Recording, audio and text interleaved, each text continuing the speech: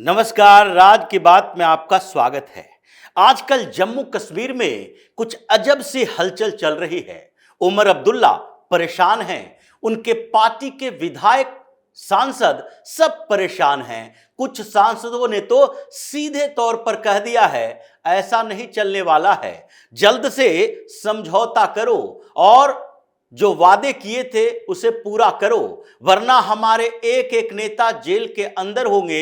जो व्यवस्थाएं चल रही है, इसीलिए समस्याएं बढ़ रही है। अभी जम्मू कश्मीर में 4 राज्यसभा सीटों के लिए चुनाव भी होने हैं और इस बीच नेशनल कॉन्फ्रेंस के विधायकों ने सीधे तौर पर उमर अब्दुल्ला से सवाल करना शुरू कर दिया और इसलिए परेशानियां ये है कि उमर अब्दुल्ला जवाब नहीं दे पा रहे कि पुलिस की जो एक्टिविटी है, सीआरपीएफ और पुलिस ये दोनों मिलकर जैसे छापेमारी कर रही है और जैसे ये टेररिस्टों के नेटवर्क को खंगाल रही है। कई नेता फंसते नजर आ रहे हैं, उसमें वो कर क्या सकते हैं, क्योंकि उनके हाथ में पावर नहीं है, वो पुलिस को कंट्रोल नहीं कर सकते हैं। पिछले 3 महीनों से ट्रांसफर पोस्टिंग को लेकर विवाद एलजी से चल रहा है। वो अमित शाह के ऊपर आरोप लगा रहे हैं और केंद्र सरकार से ये मांग कर रहे हैं, जल्द से जल्द पूर्ण राज्य का दर्जा दो,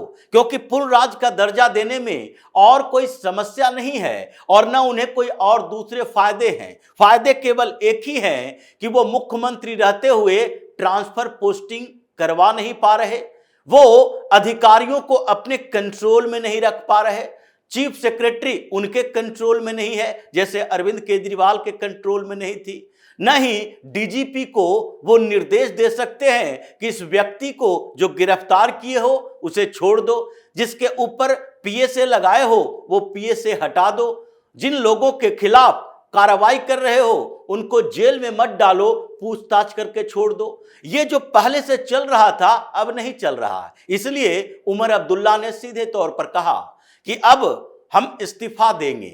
इस्तीफा देने की बात करते हुए एक बड़ा आरोप लगाया। उसे लगने लगा सामान्य तौर पर डिमांड से काम नहीं चलेगा, तो अब एक घटिया आरोप लगाओ। और आरोप लगाते हुए उन्होंने कहा कि हमारे विधायक, हमारे सांसद, हमारे पार्टी के कई नेता ये बात बार बार कर रहे हैं कि देखिए, अगर बीजेपी को सरकार में शामिल करना है, अगर बीजेपी को सरकार में शामिल करने से ही उसे एक डिप्टी चीफ मिनिस्टर का पोस्ट देने से अगर पूर्ण राज्य का दर्जा मिलता है, तो हमें बीजेपी को सरकार में शामिल कर लेना चाहिए।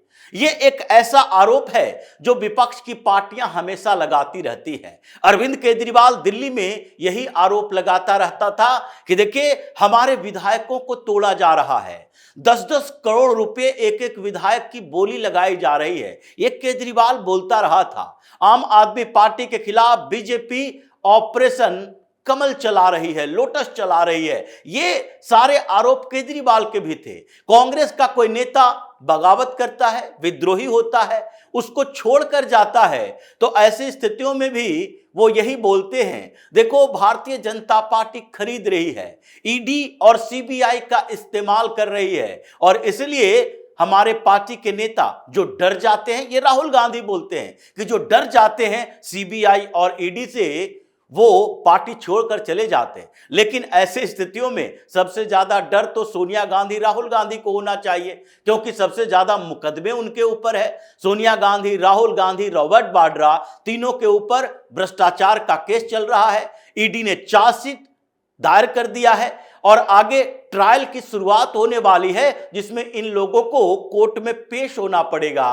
तो इनको सबसे ज्यादा डरना चाहिए, इन्हीं को पार्टी छोड़कर बीजेपी में शामिल हो जाना चाहिए, लेकिन ऐसा होता नहीं है। यह आरोप इसलिए है क्योंकि अपनी नाकामी को छुपा सके और यही आरोप अब उमर अब्दुल्ला लगा रहे हैं। मुझे तो इस्तीफा देना पड़े तो हम इस्तीफा दे देंगे, लेकिन भारतीय जनता पार्टी को सरकार में शामिल नहीं करेंगे, उनके साथ सरकार नहीं बनाएंगे। और अपने विधायकों को बता रहे हैं कि आप अपने बीच से कोई मुख्यमंत्री चुन लो और ये मुख्यमंत्री तय कर लो कि भारतीय जनता पार्टी के साथ कौन कोऑर्डिनेशन बना के चल सकता है। हम ऐसा नहीं कर सकते। क्यों नहीं कर सकते? एनडीए में तो तुम्हारे पिताजी भी रहे थे, एनडीए में शामिल रहे थे, साथ में सरकारें चलाई थी, लेकिन नहीं, ये आज तेवर क्यों बदल रहे हैं? डर है। ये डर इसलिए है क्योंकि पुलिस का कंट्रोल इनके अंदर नहीं है। और अब ये दिखाई पड़ रहा है जैसे तहरीके हुर्रियत का दफ्तर सील कर लिया गया। ये जिलानी की पार्टी हुआ करती थी और पता है कि टेरर फंडिंग में इसकी बड़ी भूमिका है, तो तहरीके हुर्रियत का ऑफिस सील कर दिया गया, दफ्तर पर ताला जड़ दिया गया, छापेमारी हुई, 2 बड़े नेताओं को गिरफ्तार किया गया। क्यों? क्योंकि उनका जमात इस्लामी के साथ लिंक मिला है। जमात इस्लामी के कई ठिकानों पर छापेमारी की गई।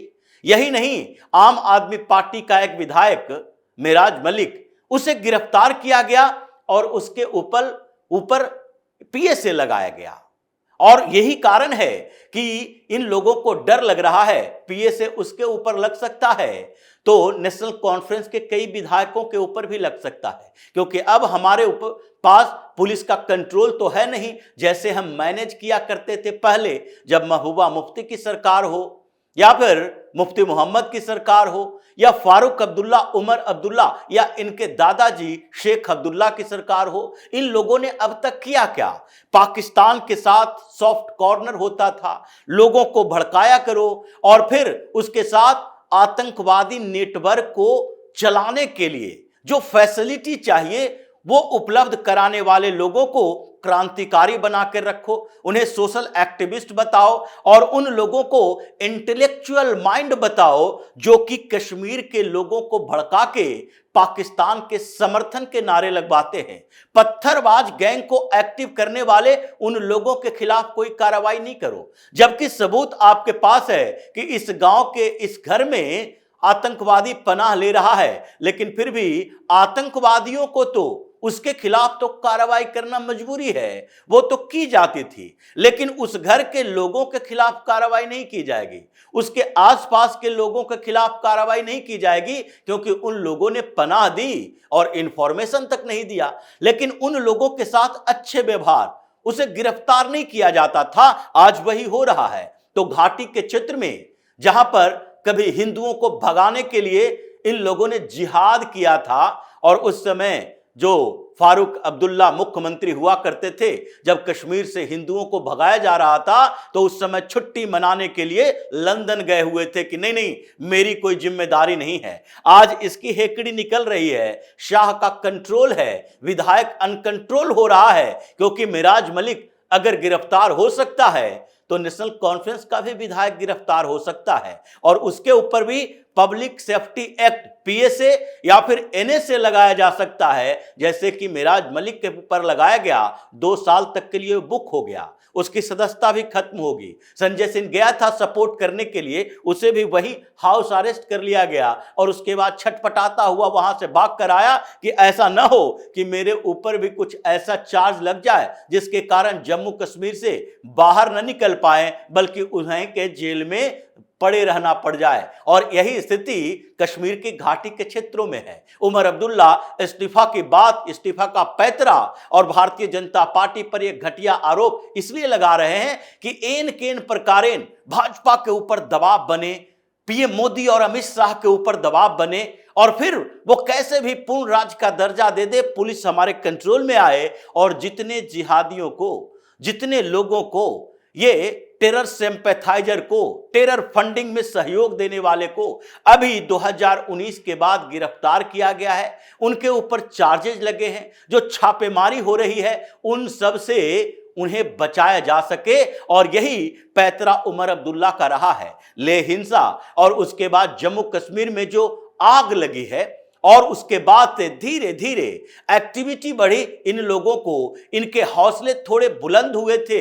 हालांकि ये जो लगातार 5 दिनों से छापे पड़ रहे हैं, अलग अलग जगहों पर गिरफ्तारियां हो रही है, उसके कारण ये बढ़ते हुए हौसले पर पानी फिर गया, फिर से डाउन हो गया। लेकिन पैतरे तो ये जो पहले कर रहा था वही करेगा। इसलिए उमर अब्दुल्ला ने इस्तीफा का पैतरा दिया कि मुख्यमंत्री पद से इस्तीफा दे देंगे, ताकि भारतीय जनता पार्टी पर दबाव बने, क्योंकि इसे यह भी डर है कि हमारे पार्टी के कुछ विधायक नाराज चल रहे हैं। एक सांसद तो खुलेआम बोल दिया था कि अगर आपसे सत्ता नहीं चल रही है तो आप इस्तीफा देकर चले जाओ। और अगर ये विधायकों का खेल बिगड़ गया, अगर कांग्रेस में भी फूट पड़ गई तो क्या होगा, क्योंकि 5 नॉमिनेटेड एमएलए अब आने वाले हैं और उसके लिए एलजी की पूरी जिम्मेदारी है। ये लोग सुप्रीम कोर्ट तक पहुंचे, जम्मू कश्मीर हाई कोर्ट ने तो भगा दिया इन्हें कि जिस तरीके से यूनियन टेरिटरी विथ असेंबली, जो कि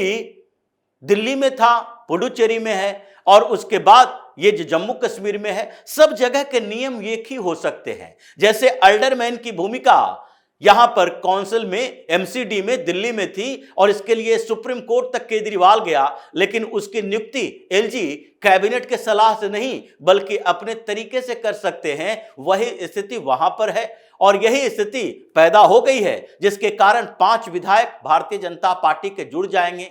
और इन लोगों ने यही बात कही थी कि सरकार अस्थिर कर दिया जाएगा, क्योंकि हमारे पास मेजॉरिटी बिल्कुल लाइन पे है। ये 2-4 विधायक इधर उधर हुए तो फिर हमारी सरकार गिर जाएगी। और इसलिए अब्दुल्ला बार बार अब इस्तीफे की बात कर रहा है, भाजपा पर दबाव बना रहा है और अमित शाह को टारगेट कर रहा है कि इन लोगों ने जैसी व्यवस्थाएं की है, जिसके कारण अगर पूर्ण राज्य का दर्जा नहीं मिलता तो विधानसभा भंग कर दिया जाएगा और हम इस्तीफा दे देंगे, हम सरकार नहीं चलाएंगे। ये दबाव से काम चलेगा नहीं, ये दबाव पुरानी हो गई।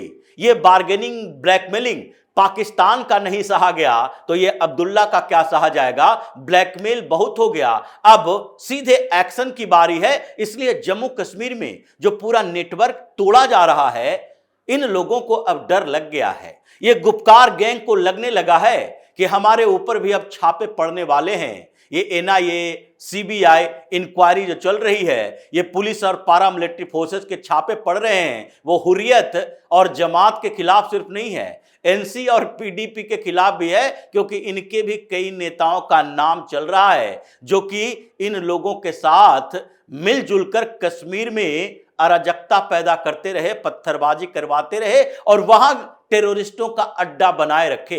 इसलिए उमर अब्दुल्ला की परेशानी बढ़ी है और आगे कुछ और बढ़ने वाली है। इस्तीफा दो, सरकार भंग करो, कोई फर्क नहीं पड़ेगा। अभी वहां की व्यवस्थाएं जो है वैसे ही रहेगी, एलजी और शाह का ही कंट्रोल रहेगा। तो इसी तरह की खबरों के साथ फिर से हाजिर होंगे, तब तक के लिए बने रहिए हमारे साथ और देते रहिए हमें सहयोग, ताकि इसी तरह की खबर हम आपके लिए लाते रहे। धन्यवाद।